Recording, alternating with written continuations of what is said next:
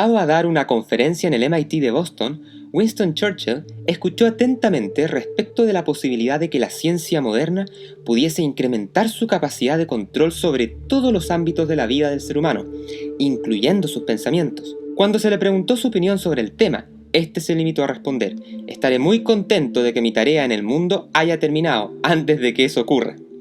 Winston ya murió, pero la amenaza sigue más vigente que nunca. Múltiples proyectos a nivel mundial avanzan con la ambición de leer nuestros pensamientos y de reducirnos solo a materia. Un sabio profesor italiano que tuve en la universidad llamado Martino, médico de profesión y magíster en cristología, decía que el hombre moderno se sitúa en el mundo de lo que puede abarcar y medir.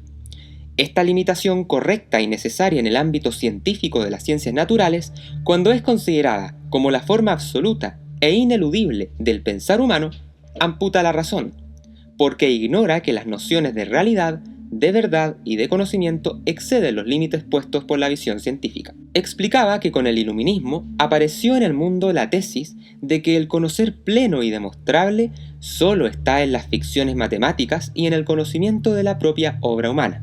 Como sintetizaría muy bien Ratzinger, lo único que da verdadera seguridad para esta forma de entender las cosas es el método científico, nacido del matrimonio del pensar matemático con el pensar factible. Por una parte, decía el Papa, se presupone la estructura matemática de la materia, su racionalidad intrínseca que hace posible comprender cómo funciona y puede ser utilizada. Curiosamente, y vaya que está en lo correcto, este presupuesto de fondo es en cierto modo el elemento platónico en la comprensión moderna de la naturaleza. Dicho en otras palabras, he aquí que esta forma de ver el mundo es nada más que una posición filosófica, y esa es la mayor tragedia del cientificista, darse cuenta que su axioma esencial descansa en un planteamiento que no es científico. Pero ¿por qué el Papa alemán lo consideraba un elemento platónico? Lo hacía porque Platón defendía la existencia de una realidad inteligible y subyacente, accesible solo mediante el razonamiento abstracto.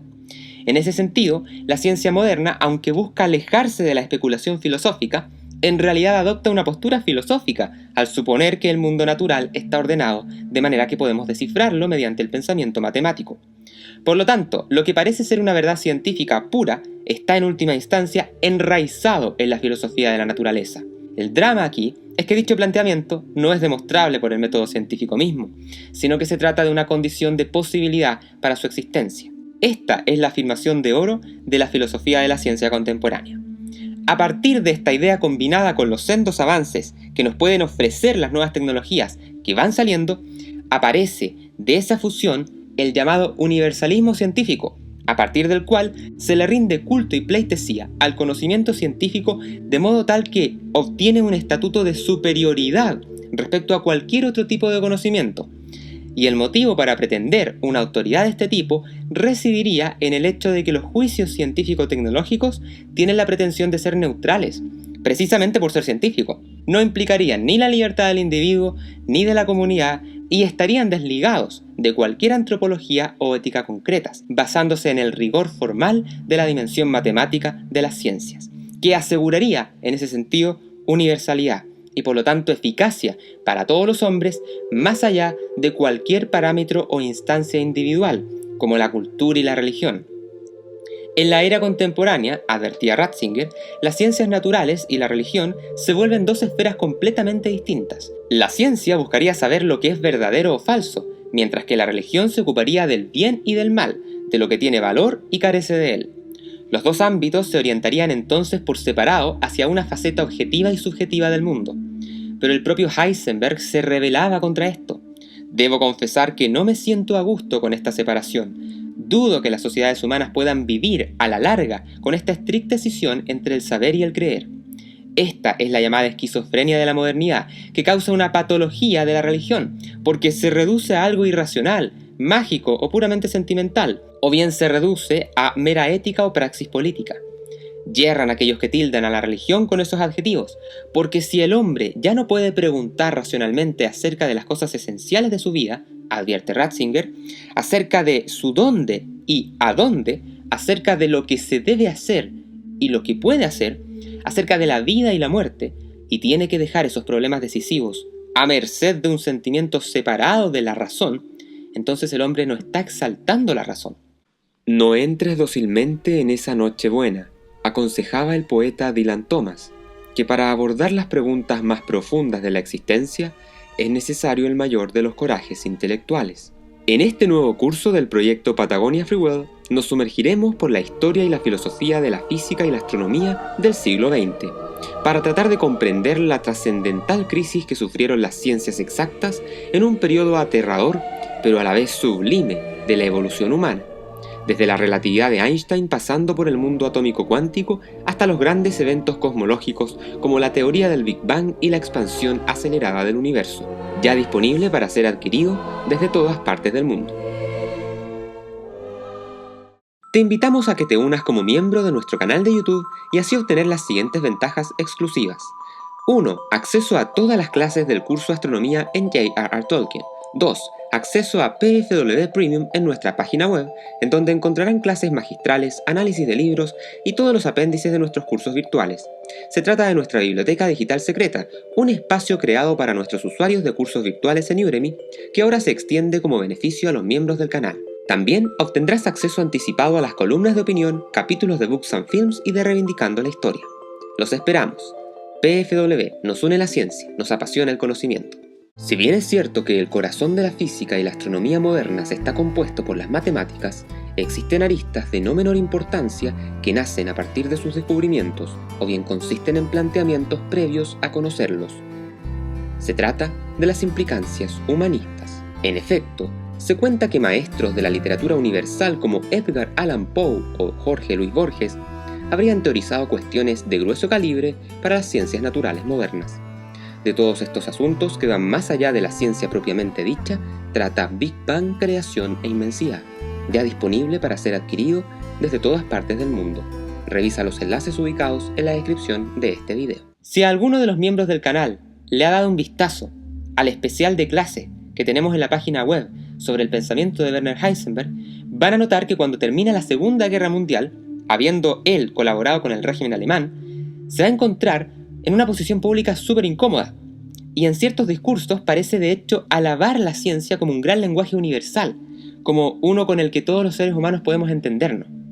De ahí el entusiasmo, por ejemplo, del profesor de la Universidad Federico Santa María y doctor en física Miguel Piwi, cuando ensalza en este libro Cambios en los fundamentos de la física, que aglomera una serie de clases que dio Heisenberg a lo largo de su vida, estas afirmaciones de su colega alemán. Sin embargo, no tenemos que confundirnos. Heisenberg era un férreo cristiano luterano y muy comprometido con su fe.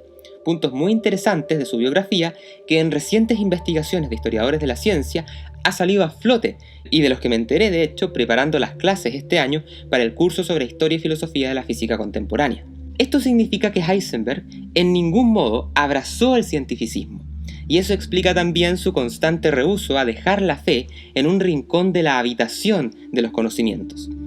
Es más, como bien indica Martino, tanto Heisenberg como Gödel y su gran amigo Einstein coincidieron en que tras la revolución de la física del siglo XX, el mito de una ciencia como saber neutral y en condiciones de dominar por completo los objetos estaba dando paso a una idea de razón científica mucho más consciente de sus límites estructurales para alcanzar una teoría definitiva de la naturaleza.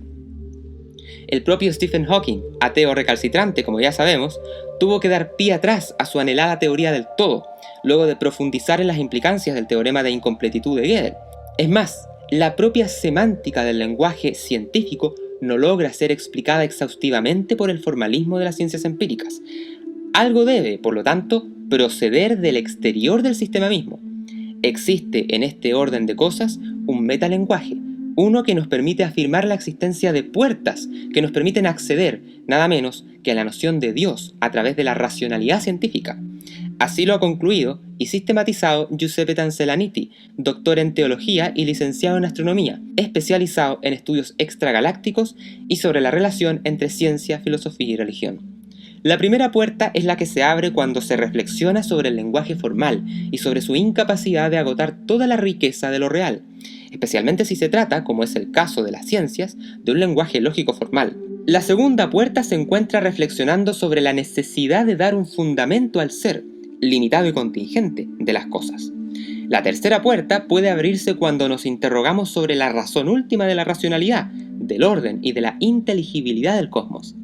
Finalmente, la cuarta puerta es la que se abre cuando se comprende la ciencia como una actividad personal, plenamente humana, hasta espiritual, porque es animada por el interés por la verdad.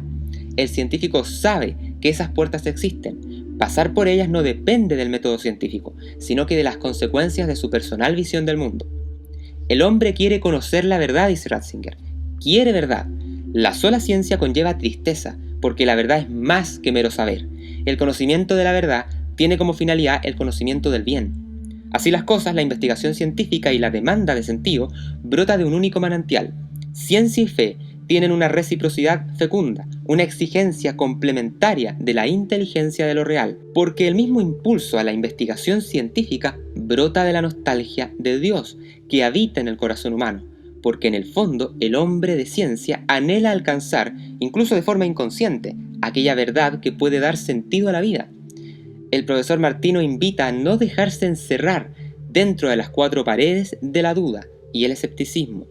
Propone en cambio mirar las flores y las estrellas, mirar el misterio del universo, lo infinitamente grande, pero también lo infinitamente pequeño, y sobre todo, que tomemos en serio nuestra humanidad y el deseo inagotable de verdad que alberga en ella.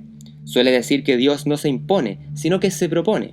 La propuesta cristiana es clara y honesta, descrita de forma magistral por Máximo el Confesor, teólogo bizantino del siglo VII.